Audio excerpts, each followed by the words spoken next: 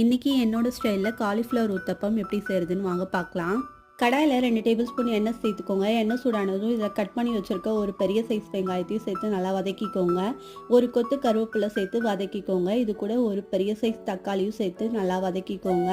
மசாலாவுக்கு 1 table spoon மஞ்சள்தூள், 1 table spoon மிளகாய் பொடி, 1 table spoon garam masala, 1 table spoon மல்லிப்பொடி, தேவையான அளவு உப்பு சேர்த்து மசாலா வாசனை போகிற வரைக்கும் வதக்கிக்கோங்க. சுடுதண்ணியில் வேக வச்ச காலிஃப்ளவரை குட்டி குட்டியாக கட் பண்ணி இது கூட சேர்த்துக்கோங்க. கொஞ்சமாக தண்ணி சேர்த்து 5 நிமிஷத்துக்கு நல்லா வேக விட்டுருங்க. கடைசியாக கொத்தமல்லி தூவி இறக்குனா மசால் ரெடி.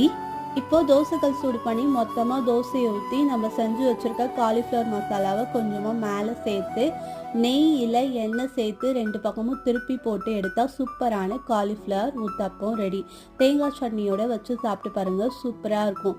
எப்பயும் ஒரே மாதிரி டின்னர் செய்கிறதுக்கு இந்த மாதிரி டிஃப்ரெண்ட்டாக செஞ்சு பாருங்கள். ட்ரை பண்ணி பார்த்துட்டு எப்படி இருக்குன்னு சொல்லி கமெண்ட் பாக்ஸில் கமெண்ட் பண்ணுங்கள். பாய்.